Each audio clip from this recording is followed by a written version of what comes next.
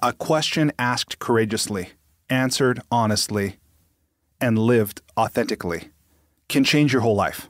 For me, that question was, how can I use what I have, what I love, and what I know to bless the lives of others? The School for Good Living and this podcast are one answer to that question. Hi, I'm Brian Miller. I know that the world can work for everyone, but that it won't until it works for you. I've created this to help you make the difference you were born to make. It's a series of conversations with thought leaders who are moving humanity forward. And in each episode, I explore their lives and the work they do. I also ask them to break down how they've gotten their books written, published, and read. This podcast is all about exploring the magic and mystery, and sometimes the misery, of the creative process. So if you have a mission, a message, and the motivation to share it, this podcast is for you. Welcome to the School for Good Living. Hello, my friends. Today, my guest is Bill Eddy. Bill is the co-founder and training director of the High Conflict Institute. Bill is a unique combination of things, as we all are, but his professional training, his background, the work he's done for the last few decades includes being a lawyer, a therapist, a mediator, an author, and the developer of high conflict personality theory. Bill has written 14 books, one of the most recent of which is The 5 Types of People Who Can Ruin Your Life. I found this book absolutely fascinating, where he breaks down 5 types of personalities that really can ruin your life, what the percentages are of each, how they seem to be increasing in society, and why. In this conversation, not only does he help us identify them, but learn how to effectively deal with these people, perhaps how to avoid them. We talk about something called a target of blame, what it is, how to avoid becoming one. We talk about what it means to be a negative advocate, how these people can enroll others in their disputes, getting others emotionally hooked while remaining uninformed. Bill talks about the fact that emotion is contagious and how people can use that effectively against us, or how we can use that for ourselves to both produce a great experience and our desired outcomes. Bill talks about why it often makes sense to wait a year before you marry someone, no matter how wonderful they might seem. And in fact, how wonderful they seem could be something to worry about a little bit. Bill talks about enduring patterns of behavior of which we are unaware or others are unaware. We talk about the 3 factors of personality development. So if you've ever been interested in why people do the things they do, why you do the things you do, Bill is someone who has a deep mastery of human behavior, and he's also a great teacher. So he explains things in simple ways that are highly useful. His answer, by the way, in the Enlightening Lightning Round to the secret of making marriages and other long-term relationships work, I thought was really beautiful. So if you listen through to that point, I think you'll take away something there and all throughout that is really, really quite wonderful. So with that, I want to leave you with my thanks for listening, and I hope that you enjoy and benefit from this conversation with Bill Eddy. Bill, welcome to the School for Good Living. Thank you so much for having me on. It's my pleasure. Bill, I want to start with my favorite question. What's life about? Well, that's a big one. That's more than an hour. But I think for me that it's really about people and really about helping people, being helped by people, just kind of growing together. It's just so large, but people are so large, and I love people. I love working with people. I love learning about people, and trying to just be a person in the world. So I guess that's the short answer. Okay, I love it. Thank you for that. When people ask you who you are and what you do, I realize the answer to that question might change depending on who's asking and where are you and that kind of thing. But how do you like to answer that question? Who are you and what do you do? Well, it's evolved over my career, but I would say more than anything, work-wise, that I'm a social worker and a lawyer and a mediator.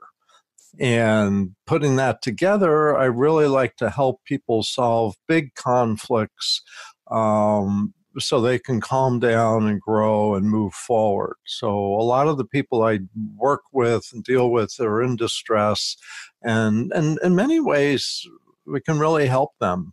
And so I've been in these three different professions, and I think all put together, I've learned so much that I'm happy to share with people. Yeah, that you do have a unique background, and that's a unique combination of skill sets to bring together. Yeah, I always felt that I was what they call it, unstable, that I didn't have a consistent job history. And then one day I woke up and found out people like that. They like having diversity of work experience, life experience. And so suddenly people said, oh, we want you because you're a social worker and a lawyer and a mediator. Yeah. Yeah. That's awesome. Well, and when I reached out to you to request this interview, I know I told you that I had discovered your book, 5 Types of People Who Can Ruin Your Life, when Amazon recommended it to me. Now, I'm not sure what the algorithm was basing that on, but I do read a lot of personal growth, a lot of spirituality, and even business books. But I want to ask you about this book. I've read it. I really enjoyed it. I've got to admit, and this is probably not unique, I would think. But when I'm reading this book about these 5 personality types, the 5 types of people who can ruin your life, I kept thinking, is that me? Is that me? Mm-hmm. Is that common? That's not only common, but that's healthy, because we need to be constantly reflecting on ourselves and the impact we have on other people. And a lot of what 5 Types of People is about is people who don't reflect on themselves and are kind of stumbling through life, in many ways hurting other people without even realizing it, and shortchanging themselves. So looking at ourselves and going, gee, am I one of those folks, is actually a very healthy thing to do. Okay. And it probably means you're not one of those folks because you're reflecting on yourself. Okay, I feel better. I'm not convinced entirely, but I appreciate that perspective. And I told a friend about the book as well, and she said, "Well, what are the 5 types?" And so I flipped it open and I just read the description of each of the 5, and she said, "I think that's my mother. I'm buying that book." And she did. She bought the book. I haven't followed up with her, but let me ask you this: who did you write this book for, and what did you want it to do for them? Well, basically, I've been working with, as I said, people going through difficult times as a social worker, as a lawyer, as a mediator. A lot of them, I really got going with divorce cases and parenting and children in divorce. And so that's been the big focus of my career the last 25 years, since I've been a lawyer the last, 26 years. Yeah. And so a lot is helping individuals, couples, families manage the divorce transition and high conflict divorce in a lot of cases.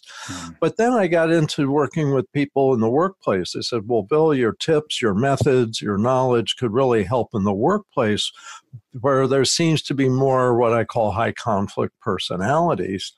And so I wrote it to help people recognize high conflict personalities and deal with them differently from what they usually do. Because usually people do really the opposite of what they should, and don't realize why things kind of blow up. And they read the book and they go, oh, okay, now I can calm things down. Yeah. Well, even having a label for that, I mean, as someone who loves language, studies language, and as someone who's been also a student of and fascinated by human behavior, my own and others, my entire life, this book gave me some new perspectives and some new tools that I really appreciate. And being able to see, just to have a name for something, I mean, as much as I hate to label people, right, there are patterns, as you point out in the book. And once we understand those patterns and can give a name to them, now we have an access to dealing effectively with them, or perhaps avoiding them in some cases. And that term HCP, a high conflict personality, was not anything I had thought of before, but now that I have a name for it, I'm like, man, yeah, I know that. That's what people tell me. They say, oh, yeah, I know about 20 people that fit that description. And so I think it really does help focus people. But one of the things I want to get out right away is, don't tell somebody you think they have a high conflict personality or you think they're an HCP. Why not? Why not? Because it's really in many ways about people that are blamers Yeah. and they're preoccupied with blaming other people, and they don't reflect on themselves. Yeah. And so if you say there's something wrong with you, they're going to blame you. And it may be for hours or days or weeks or months. And you don't want to start that, because basically high conflict people seem to focus on a target of blame. Yeah. That's And another term, by the way, that I had not thought of in your book, but immediately recognized: the target of blame. yeah. And so if you criticize a high conflict person, you're very likely to become their next target of blame. And targets of blame are most commonly people that we're close to, husbands, wives, children, parents, close friends, close neighbor, co-worker that we're close to, or people in positions of authority like police, managers, bosses, people that work for the government, things like that. And so they tend to focus everything onto those targets of blame. Yeah. And typically it's one person. And what I've learned, because as a lawyer with a social work background, is it's someone that they will take to court, or they'll go into an administrative dispute, they'll involve other people, and it just gets overwhelming. And in many ways, why I wrote this particular book was to help people spot it before they get in, or before they get in too deep. Right. So that's a lot of why I wrote this book. No, that's huge. And one of the things that I could see looking back, this wasn't until my mid-30s when I really started to study coaching and human behavior and helping people achieve lasting behavioral change, is to see that many people seem to create the very situation they then complain about. They engineer it, and then they blame other people. And I was like, what is that about? But part of what I thought was really interesting in your book is you talk about not only high conflict personalities, but also then combining those the high conflict personalities that also have a personality disorder. Yeah. And it's almost like this is a perfect storm of human behavior to create some real pain in the world. Yes. And I think what's interesting, and I'll explain at some point, is this seems to be increasing in society. And so we're needing to recognize this, watch out, reflect on ourselves and say, wait a minute, am I starting to do something like this?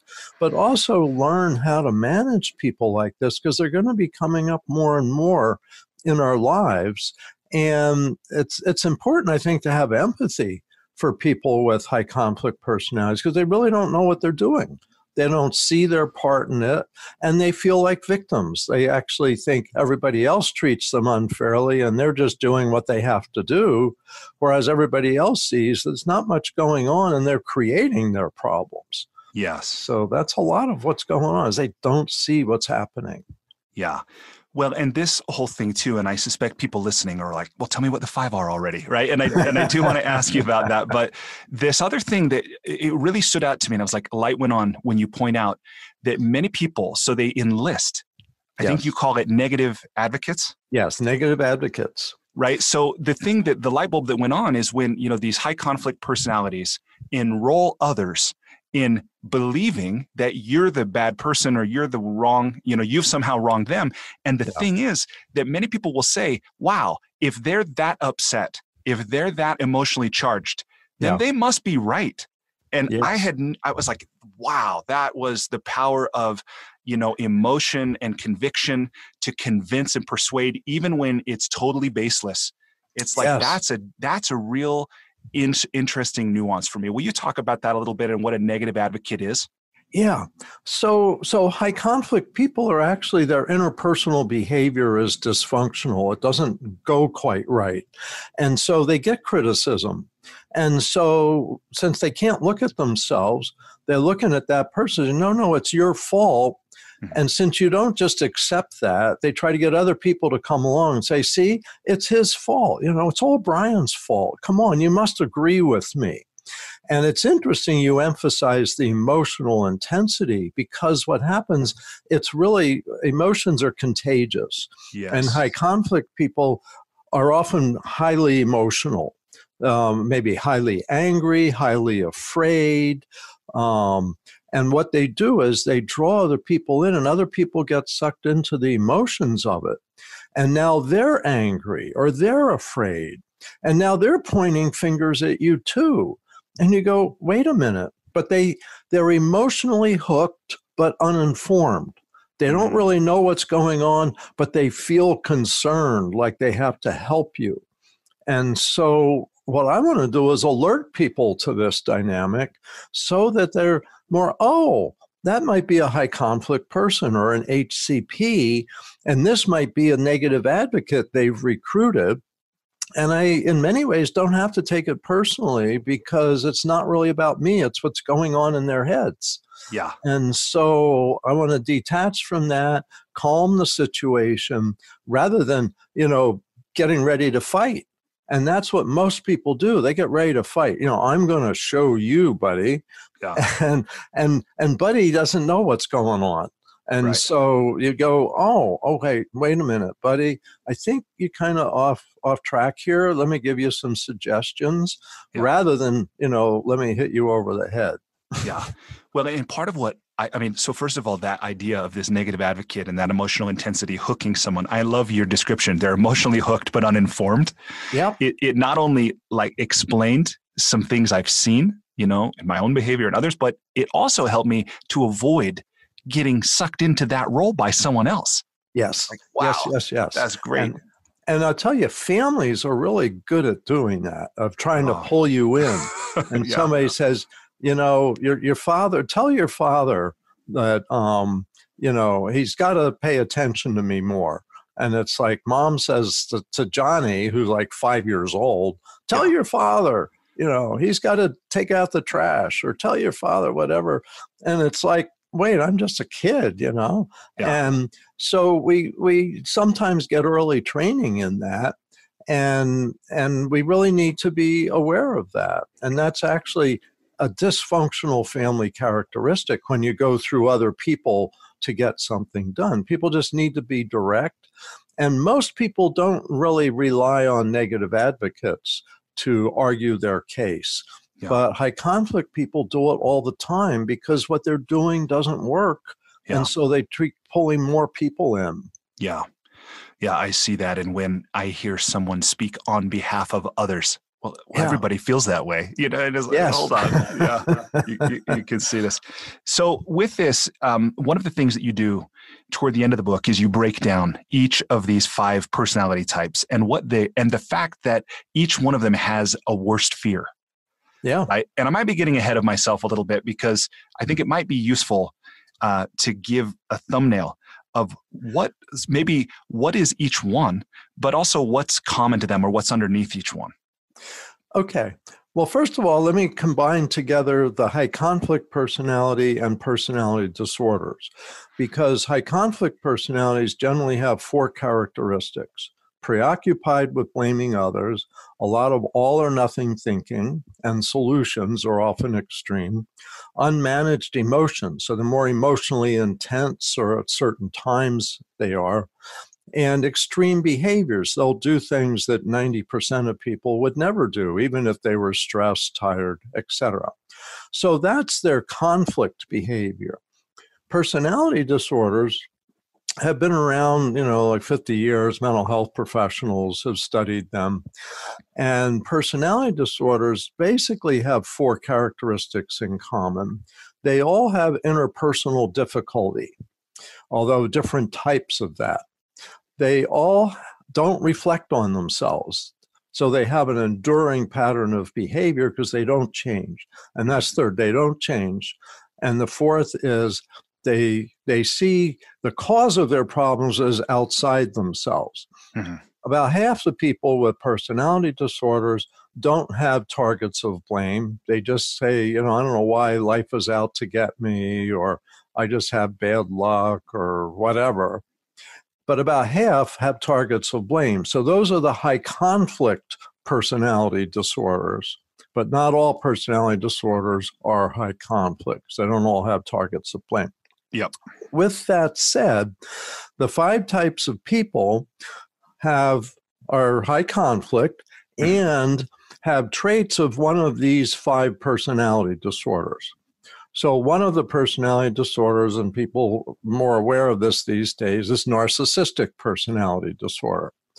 And so narcissists generally see themselves as very superior to others. And a lot of people go, well, that's okay. But in order to feel superior, they have to put other people down. And that's the not okay part. I was curious how long this interview would go before certain political leaders came into it. but I'm going to leave that out. I'm going to leave that out. That's fine. Well, I tell people you'll see this in all the professions. Some people, some doctors, some lawyers, but some actors, some politicians, some accountants. You'll find this in every occupation. Some people like this. Sure.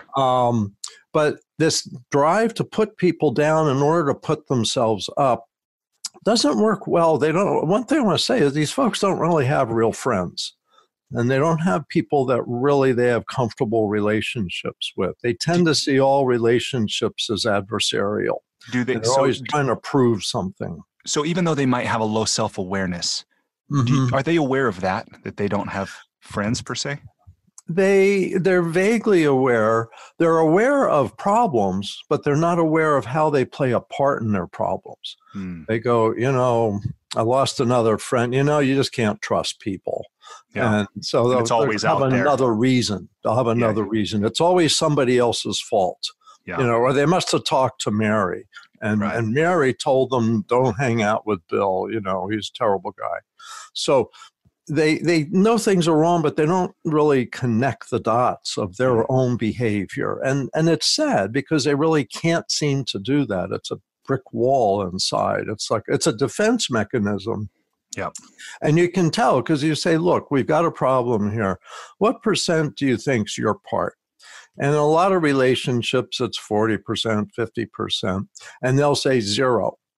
And you go, wow, because I see you as the major cause of the problem. But you don't say this out loud.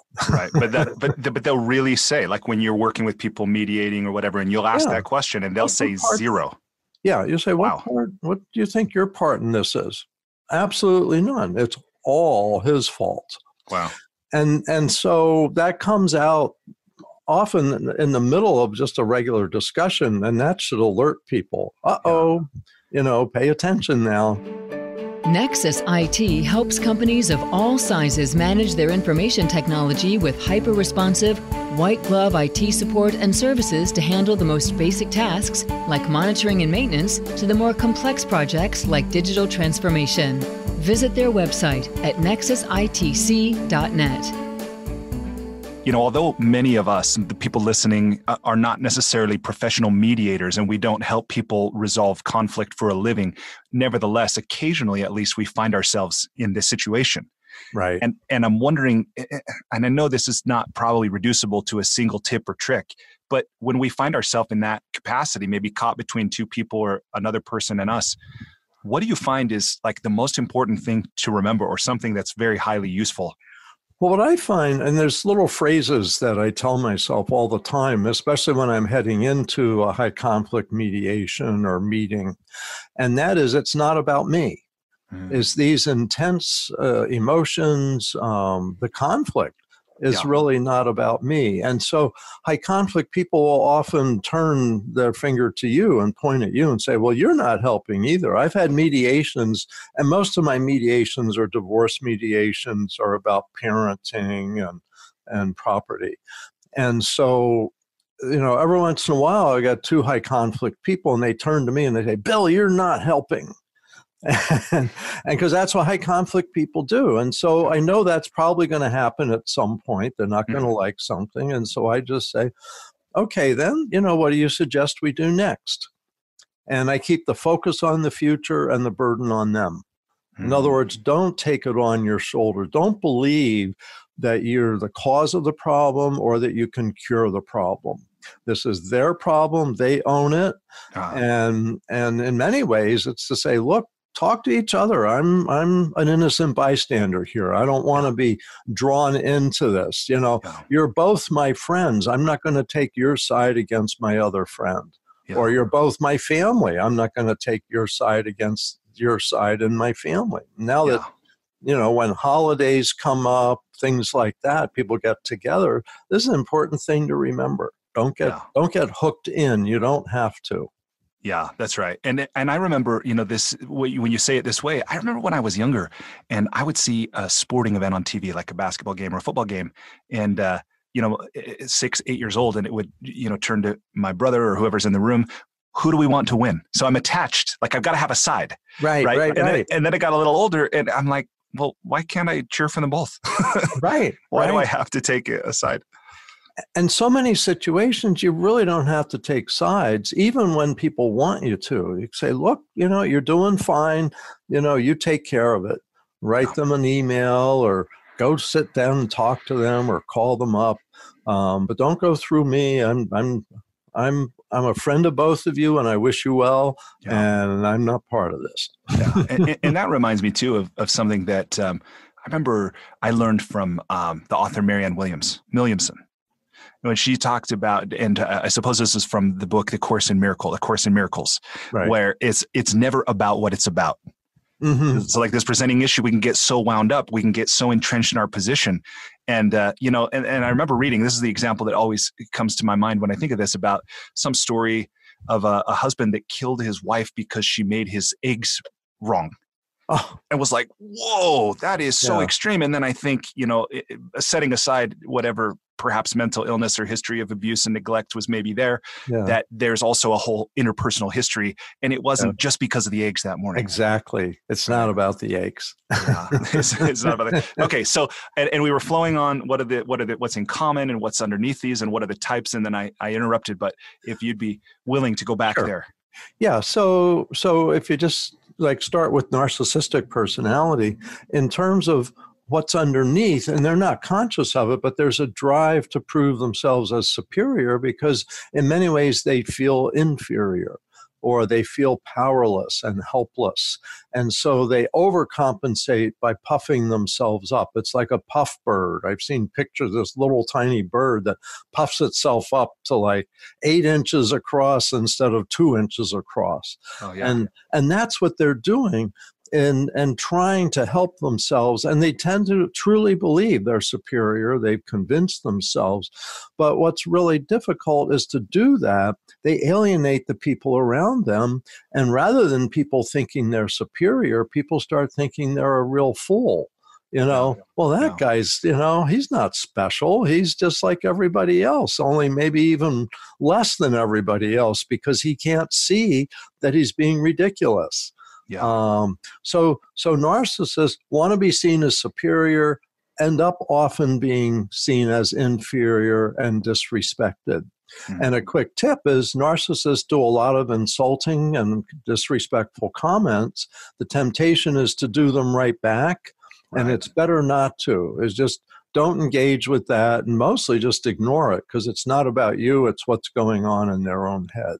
Yeah. And on that point too, by the way, this was another thing I thought was a really keen insight that you write about in the book about one of the ways perhaps to, not that we're diagnosing people, but to get a sense of if we're around this kind of person, a high conflict person, is how we feel when we're around them. Yeah. I was like, that is a really interesting nuance. Will you talk about why that would help us or why that matters? Well, I'll give a good example. One day, I was meeting with law clients and I'm driving home from work and I was actually feeling pretty incompetent, thinking, I'm kind of stupid at my work. I don't know. I'm not very good at it. I'm not sure of what I'm doing. And I go, wait a minute. I've been practicing law for 10 years. I'm good at what I'm doing. I know what I'm doing. And I said, wait a minute. Did I have a narcissist today? Was there a narcissist in my caseload today? And I worked, 10 o'clock, I had a narcissist. And he was looking down his nose at me and everybody else. And I absorbed that.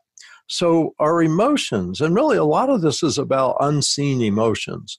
We absorb emotions from them because they're expressing more emotions. And the emotions that narcissists are often expressing are how disdainful they feel towards everybody else. There's a saying that they can suck all the oxygen out of a room, that they look down on people. So how you feel may be a warning sign, I'm dealing with someone who thinks they're superior, and they've got to be on my toes so I don't fall into any traps, like insulting them back or thinking I'm stupid. Right. I don't think of myself as one who goes in for what I look at, and I don't mean to judge, but kind of new agey, belief systems. Maybe some, but where I'm going with this whatever works. Yeah, whatever works, right? And I know that even the placebo effect can be powerful. So that what we choose to believe and hold in our minds, and that has a real effect. But where I'm going with this is when I hear that, one of the techniques that I've learned in my life about, I don't know, keeping our energetic body clean. So maybe as a way you could describe it is this whole thing about imagining that we're protected somehow by a sphere of golden light or something like that. And I'm wondering, in your experience, is this kind of like mental imaging, is it actually effective? Well, it's interesting when I'm going into a meeting or a mediation with high conflict people, I call this putting on my armor. Is reminding myself, Bill, remember, it's not about you. If they turn and say it's all your fault, it's not, because that's just something that high conflict people say. Often the issue's not the issue, like you were saying, Marianne Williamson says. Also, I'm not responsible for their outcome. And even though they're paying me to mediate their dispute, I'm mediating, I'm assisting them, but they still own the dispute. I never own the dispute and become responsible for fixing it. I can only assist them because they're going to play a big part in whether things get better or not. Also, often high conflict people pull you into a power struggle. It's like, well, I don't want to do that. And you say, well, you have to do that. And they'll say, well, I'm not going to do that. You say, well, you have to do that. And what we've learned is don't get into those power struggles. Turn it into a choice and then say it's up to you. Say, well, that's fine. You don't have to do that, but then I'm not going to, be able to pay you, or I'm not going to continue you working on this project. Or someone else isn't going to respect you if you do that. Sure, it's up to you. You can do that, but it's not going to accomplish what you want. And so it's up to you. And that way you don't take it on and you don't feel like you have to make them do something they're not going to do. Is say you have a choice. If you choose A, I think that's great, and I'm happy to keep working with you on this project. If you choose B, I'm not the person for you. And so it's up to you. I can't make you do something, but I can choose what I do. Yeah. And okay, so I want to ask this here while we're on it too, about you give this guideline that I thought would probably save a lot of people a lot of pain if they observed, which is this kind of 1 year guideline. Maybe before they marry, I don't know how you employ it in a professional sphere and that kind of thing, but will you talk about what that is? What's the thinking behind it? What's the potential benefit? Well, what happens is these high conflict personalities, they are troublesome, and they know at some level that they're troublesome. So they often put on what I call a sugar coating. And so they come on as super charming, super friendly, super nice, and everything's wonderful. And so you get kind of seduced by this sugar-coated personality, and they really try to impress you with how wonderful they are, because down the road things are going to go wrong. And I tend to think of it that it's kind of like above the water and below the water. And the higher they are above the water, the deeper they are below the water. And so the most perfect person is probably going to be one of the most dangerous people, because no one's perfect. It's too good to be true. Probably is. But it seems to be kind of a defense mechanism that goes with the personality pattern, that they've learned enough that people might not like them. And so they try harder to make people like them. But unfortunately, what they can't see is it's not the sugarcoating that's the problem. It's the abusive behavior that they do. And that often comes out within 3 to 6 to 9 months, like in a dating relationship. Let's say someone who commits domestic violence. I know of a lot of cases where the first 6 months were great. And then the person started, pushing or hitting or things like that. So within a year, usually you get to see that other side, that part that's beneath the surface. But some people like rush. They want to, we're wonderful. Let's get married. Let's go now. Let's go to the courthouse. We'll be happy forever. And my grandparents got married after they knew each other for 3 weeks. So why don't we do that? Yeah. The trouble is with high conflict personalities, you really need to get to know them more.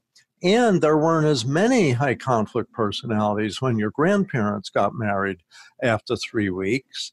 And some grandparents that got married after 3 weeks hated each other for the next 30 years. Right. Yeah. There's no virtue in being in a marriage where both parties or even one party is miserable, I think.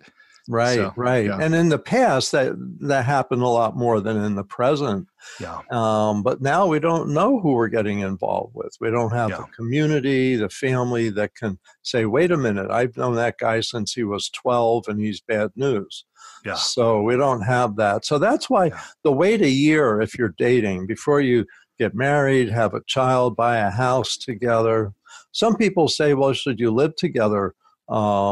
And what I would say is it's a question of how big a commitment you've made. If you're buying a house together to live together, but you're not sure if you're committed to the relationship, you might want to hold off on buying that house. Rent a place for a year and don't buy a lot of furniture.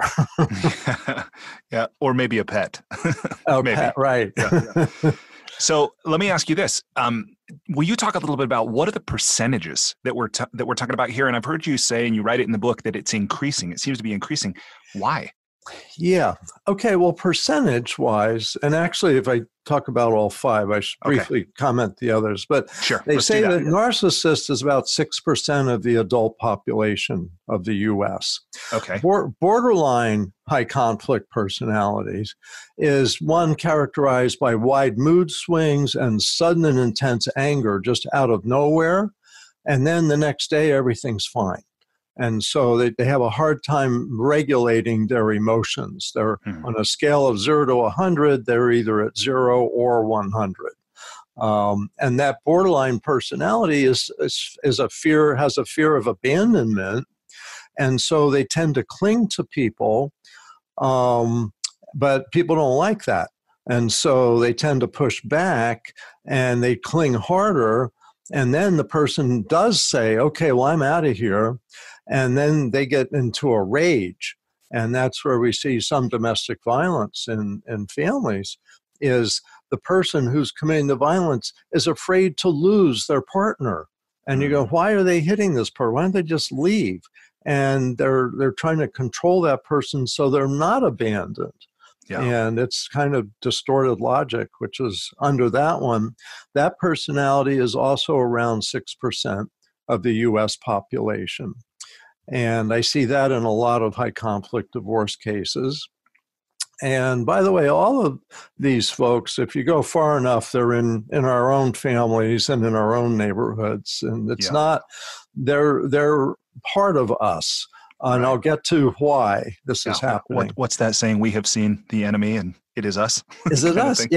Yes. And so we need to understand this, just like alcoholics are part of us. People with high conflict personalities are part of us. And we have to learn how to manage them differently, but not reject them. And I'll talk about that. Anyway, a third is antisocial personality disorder, also known as sociopath. What was that? I find this one very scary.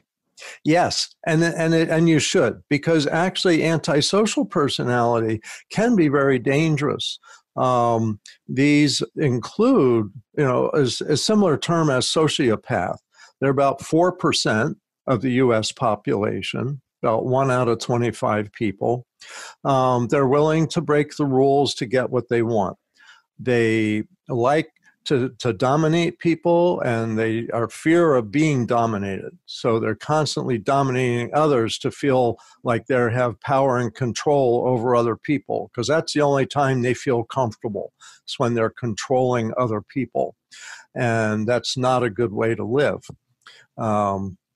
this personality can be the most charming personality in the world. And that's what's paradoxical about it. A great example was Ted Bundy, who I think I mentioned in the book. And he was great at making people think he's charming and wonderful. And then he killed, I think, over 30 women. And he did it. One of the classic things he did is he had a cast for his arm and a cast for his leg. And he'd put them on and he'd go like to a college campus. And he'd find a woman who was sitting away from a group reading, something like that. And he'd start walking by and he'd spill his books. And so, oh, can you help me? I've got this broken leg here. And they, oh, sure, pick up the books, and my car's over here. Oh, okay. And they walk over to the car. Could you just put them in the back seat? Open the back door, bends over to put in the back seat. He shoves her in the car, and then she shows up dead a few days later. Total con artist. And people have to realize there are people with that personality out there. And they will do this. It's a con to hurt you. They want something from you. And it's like they want what they want and they want it now. Their worst fear is to be dominated, and half of them end up in prison. Wow. Where they're going to be dominated. So it's another paradox. They're about 4%. Histrionic personality is about 2% of society. Very emotional, dramatic. They won't let you go. They want to tell your story. They want to be the center of attention, and they way overreact to things. If you have a family member like this, everything's terrible. Oh my God, you're killing me. You're killing me. You're going out tonight. Oh, I'm going to die tonight. And, there's a lot of emotions there. And then paranoid personality disorder, which is about 4.5% of society, of adults. And so this personality is fearful of conspiracies being out to get them, their friends betraying them, all of that. And they're also so intense and so suspicious that their friends want to get away from them and don't trust them. They think people are whispering about them, and sometimes they are because they know how upset they get.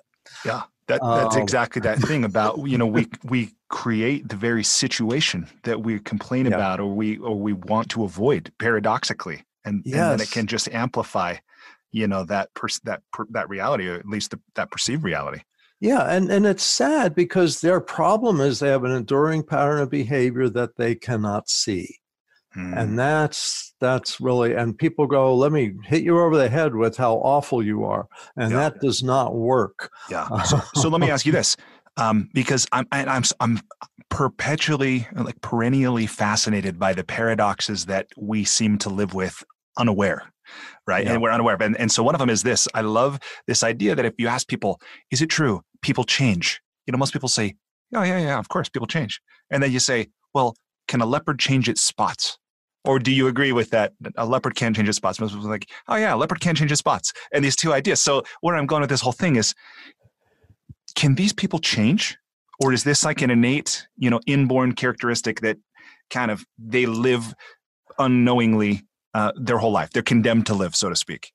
Most people at this point in time with personality disorders, because it's an enduring pattern, most with this enduring pattern don't change. And that's something super hard to accept. It's especially hard to accept in families where you just so desperately want the person to change so you can have a better time with them. So personalities are fairly stable across a lifetime. Yep. If you work at it, you can change your personality. But people with personality disorders don't work at it because they don't self-reflect. They go, I don't have a problem. Bill, you think I need counseling? You need counseling, Yeah. So they're stuck. And that's why they don't have friends. They have often family members that will help them out, but they're really tired of it, but they'll do it. So I want to say, the first thing I want to say is most don't seem to change because they don't even try. Yeah. It's Well, just what a not gift! in their repertoire. What a gift they give the rest of us to learn acceptance. Yes. And so much, it's strange. I do a lot of consultation. I do like 30-minute or 60-minute consultations for people in all these different situations. And one of the most common is, will the person change? Or what can I do to make them change? And after they've explained their situation and I've talked about the personalities, I'll say, it sounds to me like you're dealing with someone who's not going to change. Mm-hmm. Now the question is, what do you want to do given that they're not going to change? Is this someone you're willing to kind of live with, but cope with, manage differently? And that's a lot of what the book's about, how to manage the relationship. Or is this one where you need to get out of the relationship? And I talk about that too. And that to me is such an interesting, I see it as an interesting challenge, because I happen to believe, and I'm not saying you don't, but that I like to think of myself as a stand for the innate greatness of everyone. And this idea of the Pygmalion effect or the Golem effect, they'll rise to the level of expectation we have for them and so forth, and wanting to support and believe in the very best. But at the same time, just accepting that they are who they are, they're not who they're not. How do you find a way to effectively navigate that? Well, I think, first of all, I want to say some will change. And there's now therapies like borderline personality disorder. There's a method called dialectical behavior therapy, known as DBT. And that's having a lot of success with the people who invest themselves in it for a few years. They really work on calming their emotions, putting things in perspective. All of this, that there's skills they learn to manage themselves, and some outgrow the diagnosis of borderline personality disorder. I'm glad to know that. I really am. Yeah. And it's exciting to see people. There's a book that people I work with published with our High Conflict Institute and our Unhooked Books as a affiliate organization, called the Big Book of Borderline Personality Disorder. And it's by a young woman who had borderline personality disorder, but for the last 9 years has really been in treatment, turned it around, and is reflecting on herself, and wrote the book about why I was the way I was and how I learned to change. Wow. And it's very inspiring. Yeah. Now, I want to add that narcissistic personality, histrionic personality, paranoid personality are much less likely to get into counseling. But if they do, they can make some progress. Mm-hmm. The one that's the least likely to change is the antisocial personality. And that, there's a lot of evidence, is in many cases inborn, and that people are born this way. This is often in the criminal population, the con artists, the people that will hurt you, maybe for their own pleasure. That personality it's helpful to know, is the least likely to change and the most dangerous, although they all can be dangerous. Thanks for listening to part 1 of my talk with Bill Eddy. Isn't he great? Tune in to the next episode for part 2 as we continue the conversation. Despite living in an age where we have more comforts and conveniences than ever before, life isn't working for many people. Whether it's in the developed world, where we're dealing with depression, anxiety, addiction, divorce, jobs we hate, relationships that don't work, or people in the developing world who don't have access to clean water or sanitation or healthcare or education, or who live in conflict zones. There's a lot of people on the planet that life isn't working very well for. If you're one of those people, I invite you to connect with me at goodliving.com. I've created Life's Best Practices Breakthrough Coaching to help you navigate the transitions that we all go through. Whether you've just graduated school, you're going through a divorce, you just got married, you're headed into retirement, you're starting a business, you just lost your job, whatever it is you're facing, I've developed a 36-week course that you go through with me and a community of achievers and seekers who are committed to improving their own lives and the lives of others. So through this online program, you will have the opportunity to go deep into every area of your life, explore life's big questions, create answers for yourself, in community, get clarity and accountability. If that's something you're interested to learn about, I invite you to contact me directly at brian@brianmiller.com or by visiting goodliving.com.